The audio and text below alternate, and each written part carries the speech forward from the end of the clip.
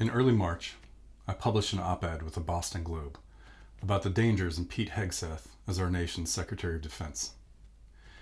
An op-ed partly for which I was pushed out of my role at the Pentagon and subsequently targeted. But I won't be silenced, and as my words back in March continue to unfold, I'd like to highlight some excerpts from the article with some brief commentary on events since. On March 4th, I wrote, setting aside the serious issues raised during his confirmation hearings, including allegations of adultery, spousal abuse, sexual assault, alcohol abuse, a history of demonizing Muslims, including our allies, and opposition to rooting out extremists in the ranks, Hegseth's stated focus as Secretary of Defense seems to be one thing: waging war against what he considers wokeness. By wokeness, he seems to refer to any program that was created to ensure equality of opportunity. He has said that the single dumbest phrase in military history is "our diversity is our strength," and complained that military recruiting efforts fail to bring in enough patriotic, strong, manly troops. Expressing a singular focus on lethality, he asserts that women should not be in combat roles because it hasn't made us more effective, hasn't made us more lethal. Hegseth also attacks the service of LGBTQ service members and does not believe transgender individuals should be allowed to serve at all. He has criticized the repeal of Don't Ask, Don't Tell, the Clinton-era policy that required gay service members to keep their sexuality a secret, as a move toward, quote, social engineering. Later in the article, I warned, there's another aspect of Hegseth's leadership that worries me and many others inside the Department of Defense.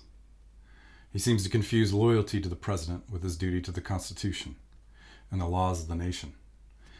At Trump's bidding, he recently purged senior military commanders, whom he deems insufficiently loyal to Trump, including the chairman of the Joint Chiefs and the top military lawyers in 3 services.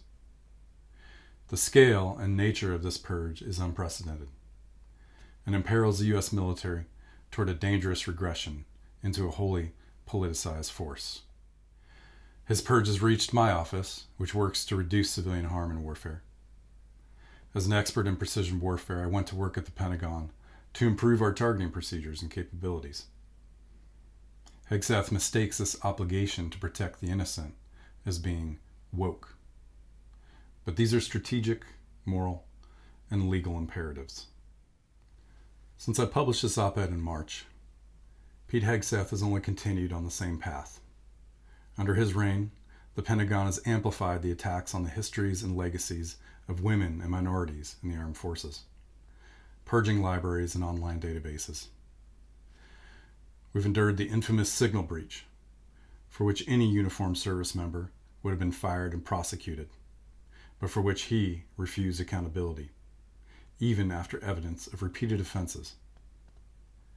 We've seen the leadership at the Pentagon descend into chaos as accusations of leaks run rampant, and Hegseth sets a culture of suspicion and distrust, hunting down anyone he finds disloyal. He also seems infatuated with live-action role-playing with U.S. special operators and making propaganda videos proliferating this vet bro image. And most recently, while the Pentagon has made hollow statements about celebrating what they state as the valor and success of military heroes of all races, genders, and backgrounds, Hegseth has reveled in his Supreme Court victory that, quote, trans is out of the DoD, and he hatefully denigrates thousands of honorably serving service members as being psychologically unfit for duty. A fundamental truth that I stated in my March op-ed is that in the special operations community, there was a mantra I loved. It takes all types. This means that if you can do your job and contribute to the mission, nothing else matters. Some of my fellow veterans seem to forget this, and many Americans seem to not understand it. And in the realm of national security, Hegseth relies on chest-pounding America's long-range strike capabilities. He celebrated the reactionary bombing campaign against the Houthis in Yemen like a child, a campaign which seems to have departed from the past efforts to reduce civilian harm, and has led to a high number of reports of civilian casualties. All while answering to none of it, the opposite of the transparency he claims. Meanwhile, he makes weak and empty threats to Iran over social media, while wholly ceding to Russian imperialist aggression, along with the rest of the Trump administration.